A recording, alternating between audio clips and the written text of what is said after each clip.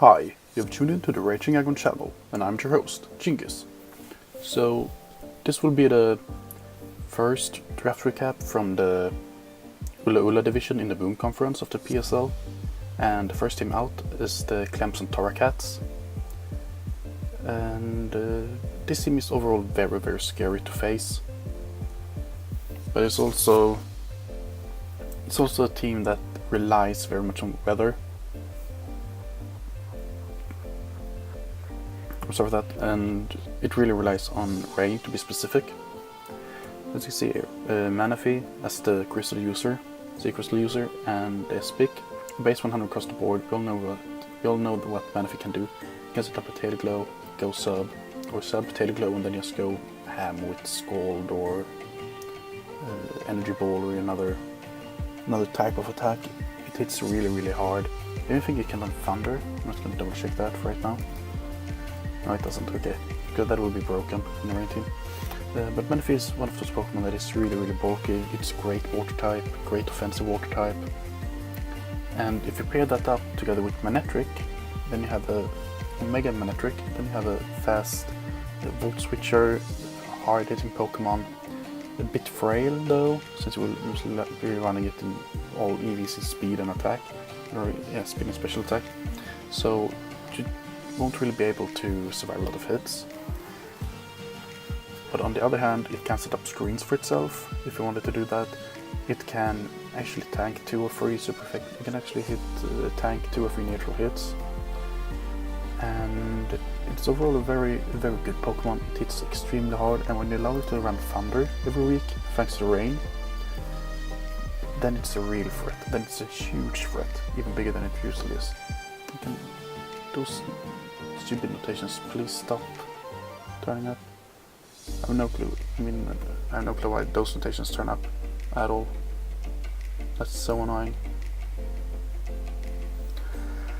Hi.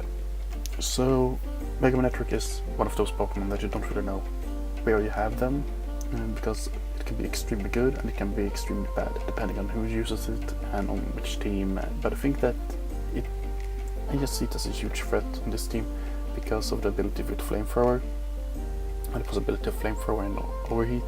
So Grass types doesn't really scare his team in that sense. If you actually manage to predict the Grass type switch in, you can actually hurt them really bad with the Flamethrower or with the Overheat. Then in the next we have Approaching Greninja, or Torrent and Approaching Greninja. We allowed Approaching Greninja since it's actually pretty well checkable, since it's just 1 of 3 special attack and you need to run it Life Orb or Specs to really hurt. It's really fast and it hits really hard as well, even without Life Orb and Specs. But it's one of those Pokemon that you don't really know. As well as Manectric, it can be really good for you, or it can be really bad depending on the matchup, depending on who uses it. But since this is a rain team, I have a feeling that Greninja will be really good. I have the assumption that this will be a rain team, since as you can see a Pelipper over there and a lot of water and electric Pokemon that get boosted from the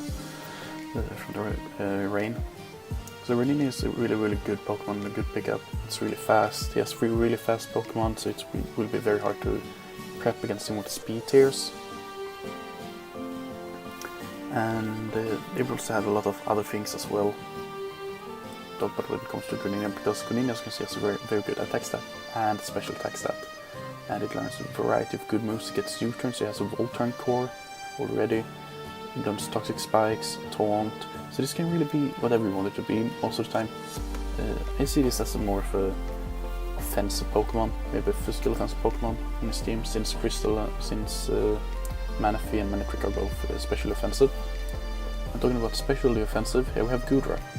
Another specially offensive Pokemon with a good attack stat, but most of the time you will see this Pokemon running Sap Zipper and AV on this team, because otherwise you can pretty much destroy his team with Grass type. Goodra is one of those bulky Pokemon that you don't really know if it's going to be AV or not, because you can run it without AV and still extremely bulky. I've seen bulky Specs Goodra, and that's just scary to face. You don't want to face that. The Drake Meteor from Goodra hurts really hard in normal cases, but when it's from a spec Gudra, ooh, yeah, that's another completely. So I'm pretty sure that Gudra also gets hydration, so he has 2 hydration users, which means that it will be very hard to status his team since he has a range support in Pelipper, and Pelipper will most of the time run Drizzle for his team to work. And I'm not really fond of Pelipper. It's a good range setter, but I prefer Politoed over Pelipper because Politoed does not have the 4 times weakness to electric. So you will pretty much have to run Damp Rock or Focus Sash every week because you can't do anything else. Maybe Scarf can work 1 week. But I mean, then it has a good physical move pool rather than a special move pool, in my opinion. The special move pool can still work pretty well, but it's the physical move pool that's good on this Pokemon. But then it has like base 50 attack, base 95 special attack. I mean, it's not the bulkiest Pokemon out there. It's not very fast. To set up the rain, it's a good Pokemon, and it can work pretty well with this team. Then we have a Fairy type in this team. We have Gramble with Intimidate, just as Manectric has when it's Mega Evolved. This is a very, very bulky Pokemon. It doesn't matter what you're talking about, because Gramble can be extremely bulky.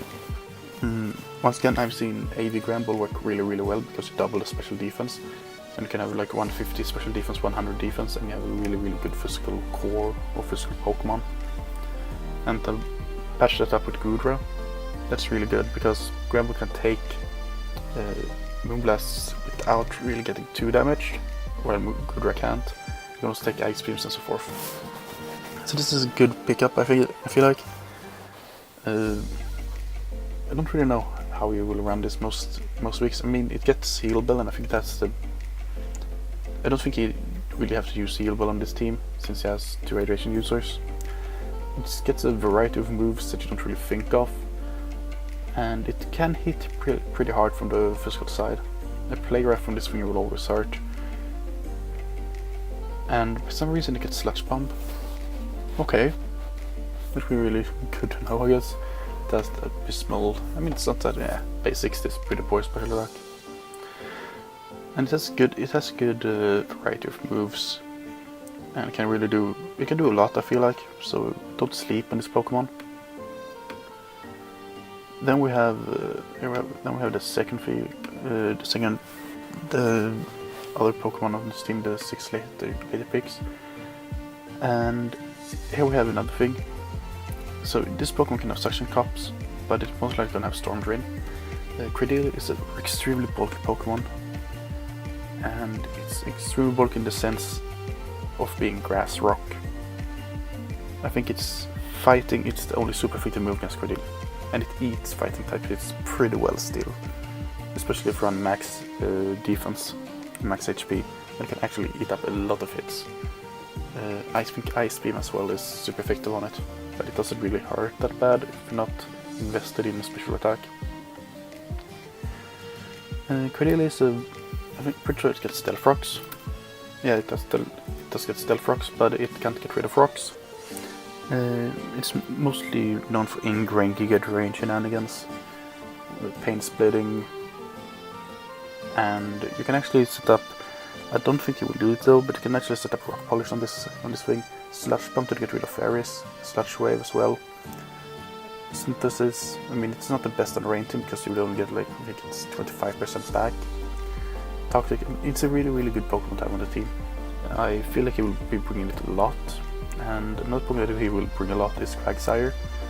And the reason for that is, one, it has Water Absorb, which it doesn't really matter on this team because there's a lot of water types. But it also has Unnerve, which is really, really good for Walt to have, since it hinders Pokemon from setup against it. And in the meantime, Quagsire is very weak to grass, as you can see it's water ground, but you have a Sapsipe Pokemon in Gudra. That's one of the best Sapsipe Pokemon in the game, so Quagsire is actually a pretty good fit to this team. And I think it's one of the few teams that it will actually fit well in.